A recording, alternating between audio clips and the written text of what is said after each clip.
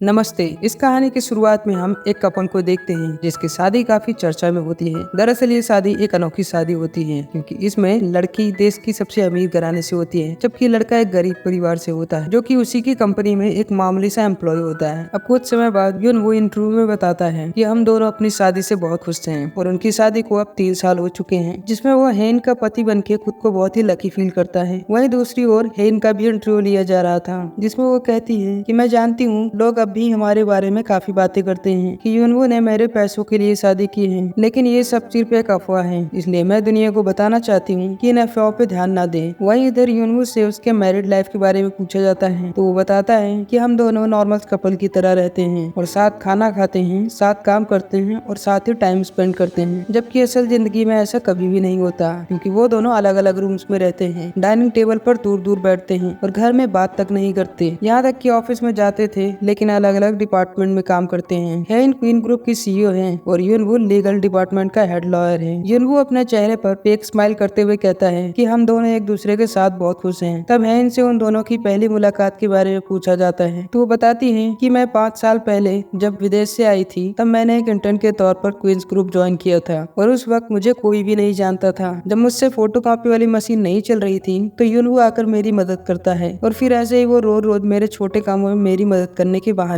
मुझे फ्लर्ट करता था और आखिरकार एक दिन यूनवो मुझसे कहता है कि वो मुझे पसंद करता है। जब हेन उसे पसंद की वजह पूछती है तो यूनवो कहता है कि मैं तुम्हें परेशान नहीं देख सकता और कहता है कि मैंने सियोर यूनिवर्सिटी से लॉ की पढ़ाई की है और जिस शहर में मेरी फैमिली रहती है वहाँ उनकी बहुत इज्जत है और मेरे पास अच्छी सेविंग्स भी है। अगर तुम्हें इस जॉब से निकाल दिया गया फिर भी मैं तुम्हारा ख्याल रख सकता हूँ। ये कहकर वो मुझे इम्प्रेस करता है। फिर आगे हेन बताती है कि हमारी लव स्टोरी ऐसे शुरू हुई और फिर हमने कुछ टाइम एक दूसरे को डेट किया, लेकिन जैसे ही उसे मेरी असलियत पता चली कि मैं बहुत अमीर घर से हूँ और ये कंपनी भी मेरी है, यूनवो घबराकर अपनी जॉब से रिजाइन करके अपने होम टाउन चला गया और मेरी कॉल्स का जवाब भी नहीं देता था। तब एक छोटा सा फ्लैशबैक दिखाया जाता है जहाँ वो अपने घर लेटे हुए हेन को याद कर रहा था। तभी बाहर एक हेलीकॉप्टर की आवाज सुनाई देती है। वो बाहर जाकर देखता है जहाँ उसके खेत में एक हेलीकॉप्टर लैंड कर रहा था और हेलीकॉप्टर में से हेन बाहर निकलती है, जिसे देखकर यूनवो से भागकर गले लगा लेता है। अब प्रेजेंट में यूनवो इंटरव्यू में बताता है कि हम दोनों अब भी एक दूसरे से उतना ही प्यार करते हैं जितना 3 साल पहले करते थे, लेकिन उसके चेहरे से साफ पता चल रहा था कि वो झूठ बोल रहा है। वही यूनवो के डिपार्टमेंट में से एक आदमी अपने बाकी साथियों को बताता है कि यूनवो हेन को डिवोर्स देने वाला है। वो चाहता है कि हम में से कोई उसका वकील बनकर डिवोर्स का पेपर तैयार करे, लेकिन कोई भी इस काम के लिए तैयार नहीं था क्योंकि वो जानते थे कि क्वीन ग्रुप से पंगा लेना मतलब अपने करियर से हाथ धो बैठना।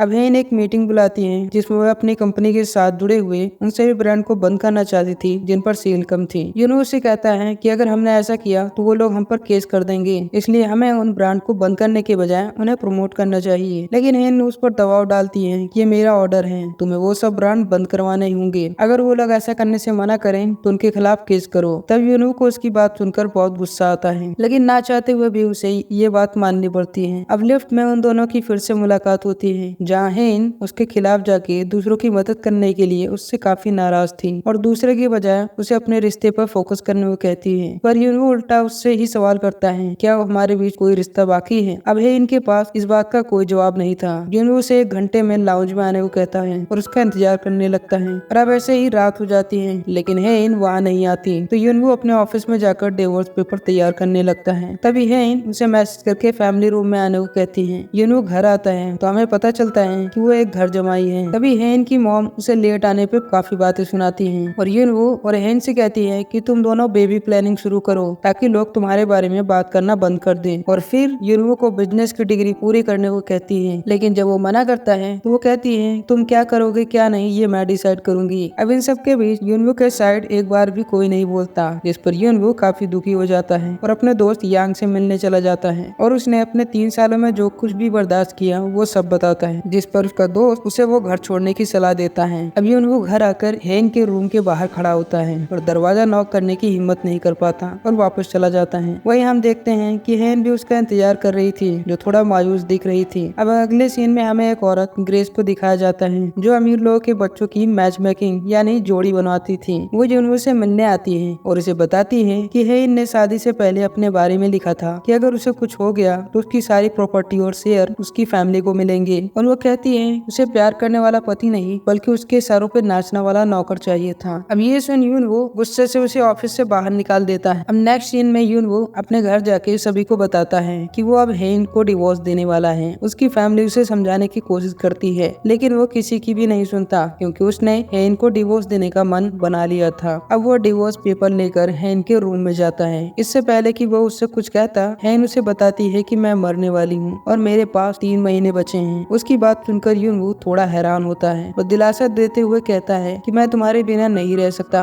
और वो हेन को गले लगा लेता है। तो हेन कहती है, ठीक है, अगर तुम मेरे बिना नहीं रह सकते तो क्या तुम मेरे साथ मरना चाहोगे? फिर वो कहती है जैसे पुराने जमाने में होता था कि कपल में से एक मर जाता तो दूसरा भी उसके साथ जला दिया जाता था। अब यून वो की ये बात सुनकर डर जाता है और घबराकर कहता है कि तुम इतनी सीरियस सिचुएशन में भी मजाक कर रही हो। तो हेन कहती है, क्या तुम्हें ये ड्रामा लग रहा है? यून वो उसकी बातें इग्नोर करते हुए उससे बीमारी के बारे में पूछता है। तब हमें एक छोटा सा फ्लैशबैक दिखाया जाता है जहाँ ऑफिस के बाद हेन हॉस्पिटल जाती है। तो वहाँ जाते हुए उसे महसूस होता है जैसे वो किसी बर्फीली जगह पर खड़ी है, पर अगले ही पल वो डॉक्टर के सामने थी। वो डॉक्टर से पूछती है कि अभी तो मैं हॉस्पिटल की लॉबी में थी, तो यहाँ कैसे पहुँच गई? तो डॉक्टर उससे पूछता है कि क्या तुम्हारे साथ पहले भी ऐसा कुछ हुआ है? तो हेन कहती है, हाँ, 2-3 बार उसके साथ ऐसा कुछ हुआ है, जब वो कुछ चीजें अचानक से भूल जाती है। तब हमें पता चलता है कि यूनवो ने जब उसे मिलने के लिए बुलाया था तो भूलने की वजह से वो वहाँ नहीं आ पाई थी। अब डॉक्टर उसे बताता है कि तुम्हें ब्रेन ट्यूमर है और तुम्हारी कंडीशन इतनी सीरियस है कि तुम्हारे पास सिर्फ 3 महीने बचे हैं। अब अगले दिन यूनवो उठता है तो बहुत खुश था, क्योंकि अब उसे हेन से छुटकारा जो मिलने वाला था, और उसे हेन को डिवोर्स देने की भी कोई जरूरत नहीं थी, क्योंकि वैसे भी 3 महीने बाद उसे हेन और उसकी फैमिली से छुटकारा मिलने वाला था। फिर वो अपना चेहरा उदास बनाकर हेन के रूम में जाता है, जहाँ वो उसे उठाने की कोशिश करता है, लेकिन वो एक लाश की तरह लेटी रहती है। तो यूनवो थोड़ा हैरान हो जाता है और उसकी सांस चेक करने के लिए उसके करीब आता है, लेकिन तभी हेन की आँख खुल जाती है, जिस पर यूनवो को कुछ समझ नहीं आता कि वो क्या करे। तो वो उसे किस कर लेता है और कहता है कि वो बस मॉर्निंग किस कर रहा था। अब वो दोनों डॉक्टर के पास जाते हैं। तो रास्ते में हेन उससे कहती है, मेरी इस बीमारी के बारे में किसी को भी नहीं पता चलना चाहिए। वो दोबारा उसका टेस्ट करवाते हैं, लेकिन रिपोर्ट्स अभी भी सेम थी। अब यूनवो अपने दोस्त योंग से मिलकर बताता है कि अब उसे डिवोर्स देने की जरूरत नहीं, क्योंकि 3 महीने बाद वैसे भी हेन मरने वाली है। अब ये सुन योंग कहता है कि फिर तो तुम्हें हेन के मरने के बाद उसकी सारी प्रॉपर्टी मिल जाएगी। यूनवो उसे बताता है कि ऐसा कुछ भी नहीं होने वाला, क्योंकि शादी के लिए हेन ने अपना सब कुछ अपनी फैमिली के नाम कर दिया था। यांग उससे कहता है, लेकिन तुम्हारे पास अभी भी 3 महीने हैं, तुम हेन का दिल जीतकर उसकी प्रॉपर्टी अपने नाम करवा सकते हो। अब अगले सीन में यूनवो फ्लावर्स लेकर हेन के पास आता है और उसे अच्छे से मक्खन लगाता है, और अगली सुबह नाश्ता करने के लिए यूनवो हेन से दूर बैठने के बजाय उसके पास पड़ी चेयर पर आकर बैठता है, जिस पर हेन भी थोड़ा कंफ्यूज हो जाती है, और घर की मेट्स भी उन्हें करीब बैठा देखकर शॉक थी। और ऑफिस में मीटिंग के दौरान हेन को सिर्फ खांसी आने पर ही यूनवो अपने डॉक्टर को ऑफिस में ही बुलवा लेता है, यानी वो कोई भी मौका नहीं छोड़ रहा था हेन को इम्प्रेस करने के लिए। अब रात को हेन कार का इंतजार कर रही थी, तभी यूनवो आकर उसे अपना कोट देता है, क्योंकि वहाँ हवा चल रही थी। अब हेन को यूनवो का एकदम से बदल जाना हजम नहीं हो रहा था, तो वो उससे कहती है, दिखावा बंद करो, क्योंकि मैं तुम्हें अच्छे से जानती हूँ। अब घर पर हेन की मॉम उस पर केस करने की बात करती है, क्योंकि हेन ने उसकी जमीन पर डिपार्टमेंटल स्टोर बना लिया था। अब मॉम की बात से हेन के हाथ कांपने लगते हैं। ये देखकर यूनवो उसका हाथ पकड़ लेता है और उसकी मॉम से कहता है कि मैं आपके लॉयर के साथ बात कर लूंगा, और वो हेन को वहाँ से ले जाता है और उसे अपने ऊपर कंट्रोल करने को कहता है, वरना सबको उसकी बीमारी का पता चल जाएगा। अब यूनवो अपने रूम में बैठा हेन की बीमारी के बारे में सोच रहा था, तो उसे याद आता है कि डॉक्टर ने उसे बताया था कि कभी कभी इस बीमारी से सीरियस पेशेंट भी बच जाते हैं। तो यूनवो इस बीमारी के बारे में सर्च करता है, जहाँ सीरियस केस वाले लोगों को जिंदा देखकर वो परेशान हो जाता है, क्योंकि हेन अगर नहीं मरी तो यूनवो की जान उसके परिवार से कभी नहीं छूटेगी। वहीं दूसरी ओर हेन यूनवो के रूम में उसके लैपटॉप पे ट्यूमर की रिसर्च देख के खुश हो जाती है कि यूनवो सच में उसकी फिक्र करता है। तब यूनवो की आँख खुलती है तो हेन उसे कहती है, मैंने तुम पर शक किया कि तुम मेरी बीमारी की वजह से खुश थे,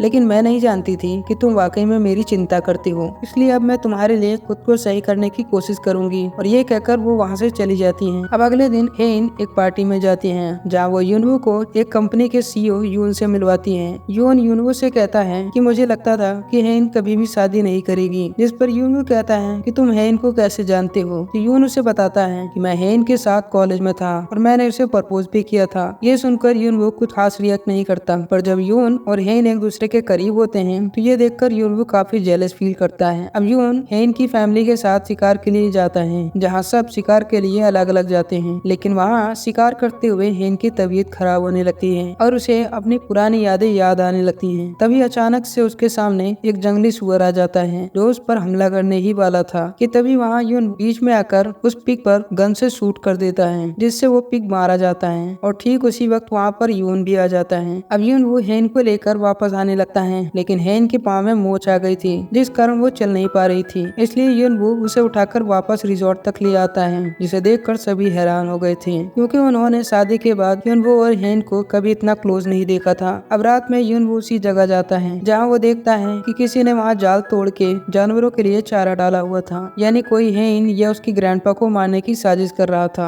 जब सुबह यून वो इस बारे में ग्रैंडपा से बताता है तो वो सीसीटीवी फुटेज देखने की बात करते हैं। वही यून वो को हेन के साथ कैंप में रहने से डर लग रहा था, इसलिए वो वहाँ लेट जाता है और बहाना करने लगता है कि उसके लेट आने के कारण उसका भाई है। तो हेन को लगता है कि उसके भाई ने फिर से यूनवो को परेशान किया, इसलिए वो अपने भाई को सबक सिखाने जाती है, लेकिन यूनवो उसे रोक लेता है और हैरान भी होता है कि हेन उसकी इतनी फिक्र करने लगी है। अब अगले दिन वापस घर आने के बाद यून हेन को कॉल करके बताता है, मैंने हरमन कंपनी के साथ तुम्हारी मीटिंग बुक कर दी है। ये सुन हेन काफी खुश हो जाती है, क्योंकि अगर हरमन के साथ उसकी डील हो गई तो वो 1 ट्रिलियन क्लब ज्वाइन कर सकती है। उसी वक्त हेन अपने मोबाइल में कुछ ईमेल्स देखती है जो मेडिकल रिसर्च सेंटर की तरफ से थी, जिन्हें हेन ने अपने इलाज के लिए कांटेक्ट किया था, लेकिन सभी का यही जवाब था कि वो उसका इलाज नहीं कर सकते। ये देखकर हेन काफी दुखी हो जाती है। वापस आते हुए वो यूनवो को देखती है और स्माइल करती है, जिससे उसका दिल तेजी से धड़कने लगता है। वो यूनवो से प्यार तो करती थी, पर काम की वजह से उसे कभी समय नहीं दे पाती थी। वहीं दूसरी तरफ हेन की मॉम उस मैच मेकर ग्रेस को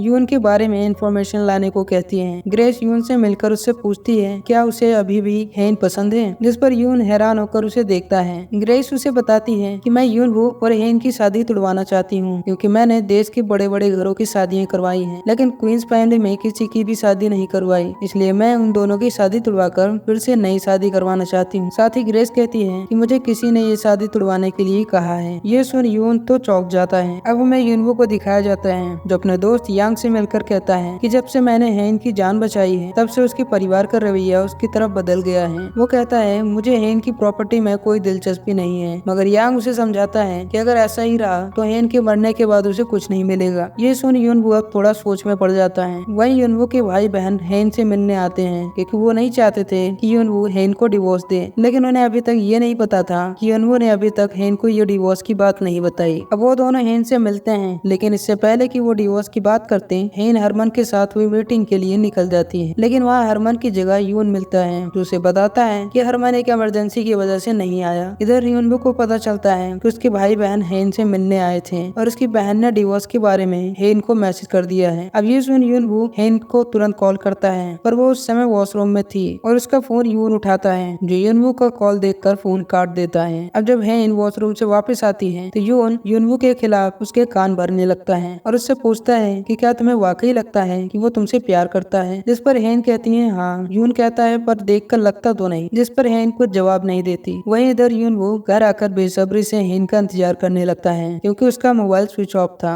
इसलिए उसे उसकी काफी चिंता होने लगी थी। अब कुछ देर बाद यून हेन को घर छोड़ने आता है, जिसे देखकर यूनवो को काफी बुरा फील होता है। वही हेन ने बहुत ज्यादा ड्रिंक की थी, इसलिए उसे अपना भी होश नहीं रहता। तभी यूनवो उससे कहता है कि तुम्हारा मोबाइल कहाँ था, मैं कब से कॉल कर रहा था। हेन अपना मोबाइल देखती है जो कि स्विच ऑफ था, तो अपना फोन ऑन करके उस मैसेज को देखने लगती है, लेकिन तभी यूनवो भागकर उसका मोबाइल पकड़ने लगता है, जो हेन के हाथ से छूटकर नीचे गिर जाता है, जिस वजह से दोनों काफी क्लोज हो जाते हैं। तो हेन उससे पूछती है कि ये तुम क्या कर रहे हो। तो यूनवो कंफ्यूज होकर पीछे हटने लगता है, लेकिन हेन तो फुल प्यार के मूड में थी, वो उसका हाथ नहीं छोड़ती और यूनवो से कहती है कि अब से मैं नई चीजें ट्राई करूंगी, और ये कहकर वो उसे किस कर लेती है। अब हेन अपने रूम में चली जाती है, लेकिन यूनवो अभी तक उसके मोबाइल के बारे में ही सोच रहा था। अब कुछ देर बाद यूनवो हेन के रूम में आता है, लेकिन उसे वहाँ पर वो नजर नहीं आती, तो वो उसके मोबाइल को देखता है जो चार्ज हो रहा था। यूनवो उसके मोबाइल का लॉक खोलने के लिए पहले अपने बर्थडे की डेट डालता है, फिर हेन का बर्थडे डेट डालता है, लेकिन मोबाइल का लॉक नहीं खुलता। अब 2-3 बार गलत पासवर्ड लगाने के बाद उसे एक नंबर याद आता है, जो लगाते ही वो लॉक खुल जाता है। लॉक खोलने के बाद वो अपनी बहन का मैसेज डिलीट करता है, फिर वो वहाँ से जाने लगता है, लेकिन उसी वक्त हेन वॉशरूम से बाहर आती है। उसे देखकर पूछती है कि तुम यहाँ क्या कर रहे हो। यूनवो कहता है कि बस मुझे नींद नहीं आ रही थी। वो पूछती है कि क्या तुम्हें मुझसे कुछ पूछना है। तो यूनवो कहता है हाँ, पर अभी नहीं, अभी आराम करो, मैं कल पूछ लूंगा। हम अपने रूम में आकर यूनवो को पास्ट का एक सीन याद आता है, जिसमें वो दोनों डॉक्टर के पास गए थे, जहाँ उन्हें पता चलता है कि हेन 4 वीक्स की प्रेग्नेंट है। जब वो डॉक्टर से पूछती है कि मेरा बेबी कब होगा, तो डॉक्टर बताती है कि 10 अक्टूबर को यानी कि हेन यूनवो के बच्चे की माँ बनने वाली है, लेकिन यूनवो उसकी बीमारी के बारे में सोच रहा होता है। अब अगली सुबह यूनवो हेन के पास आता है, जो यूनवो को देखकर उसके करीब आती है। तो यूनवो को लगता है कि वो उसे किस करने वाली है, तो यूनवो अपनी आंखें बंद कर लेता है, लेकिन हेन तो बस उसके शोल्डर से बाल हटा रही थी। ये देख यूनवो थोड़ा एम्बेरस हो जाता है। अब अगले दिन वो दोनों ऑफिस जाने लगते हैं। तो हेन उसके सूट की तारीफ करते हुए कहती है कि तुम पर ये सूट काफी अच्छा लग रहा है। तो हेन के मुंह से अपनी तारीफ सुनकर यूनवो काफी खुश हो जाता है। अब ऑफिस में उसका दोस्त उसे खुश होने का कारण पूछता है, तो वो उसे भी नजरअंदाज कर देता है और बाद में उसे अजीब भी लगता है कि उसकी बातों पर इतना खुश क्यों हो रहा हूँ। अब यूनवो मॉल में हेन को देख रहा था। जब वो लिफ्ट पे होती है तो तेज सीढ़ियाँ चढ़ रही होती है, जिसके दौरान वो गिर जाती है। उसे गिरता देखकर यूनवो ऊंची आवाज में चिल्ला उठता है, लेकिन फिर वो एक शूज शॉप में छुप जाता है, जहाँ पर शॉप की एक एम्प्लॉय उसे देख लेती है। तो यूनवो को मजबूरन हेन के लिए शूज खरीदना पड़ता है और फिर वो शूज हेन को गिफ्ट करता है, लेकिन हेन कहती है कि मेरे पास तो इससे भी महंगे शूज हैं। यूनवो कहता है लेकिन वो सब कंफर्टेबल नहीं है, इसलिए तुम्हें नए शूज ट्राई करने चाहिए। साथ ही यूनवो को यकीन भी होता है वो ये शूज नहीं पहनेगी, लेकिन जब कुछ देर बाद हेन बाहर आती है तो उसने यूनवो के दिए हुए ही शूज पहने थे। तभी वहाँ यून आता है, जो बात करते हुए हेन के बालों को टच करता है। तो यूनवो अपने सेक्रेटरी से कहता है कि हेन को अगर कोई बाल को टच करे तो उसे गुस्सा आता है, लेकिन जब वो पलट के देखता है तो वो स्माइल कर रही होती है। ये देखकर वो यून से जेलस हो जाता है। अब रात को हेन यून के साथ हरमन से मिलने जाती है, जहाँ जाने से पहले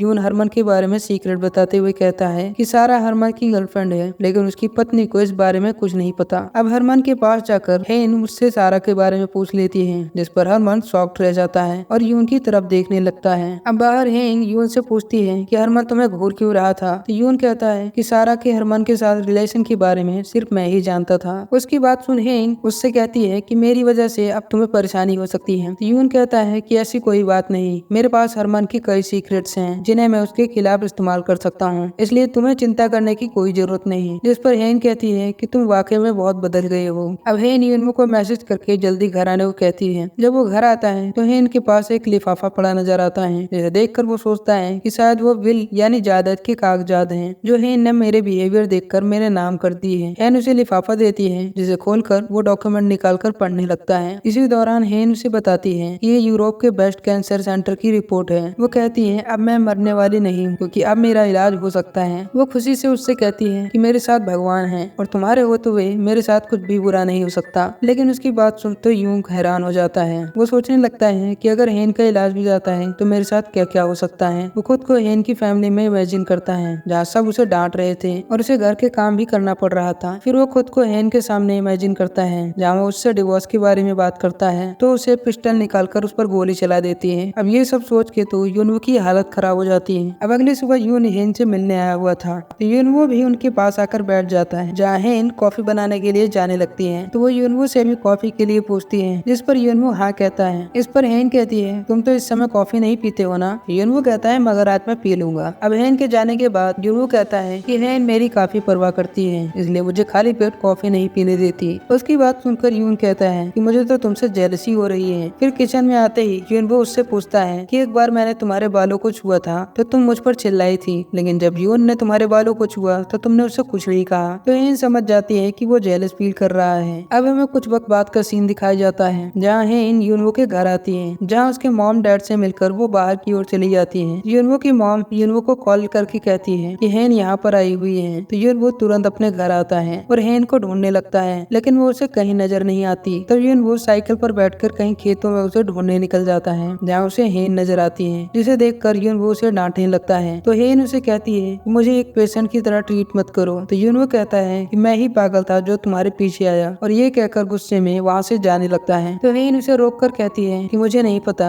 कि मैं यहाँ कैसे पहुँच गई, क्योंकि मेरी तबीयत फिर से खराब हो गई थी। ये कहकर वो काफी रोने लगती है। यूनवो उसे रोता हुआ देखकर उसे गले लगा लेता है और खुद भावुक हो जाता है। इसी के साथ इस एपिसोड का यहीं पर एंड होता है, और अगले एपिसोड देखने के लिए सब्सक्राइब करें हमारा चैनल। धन्यवाद।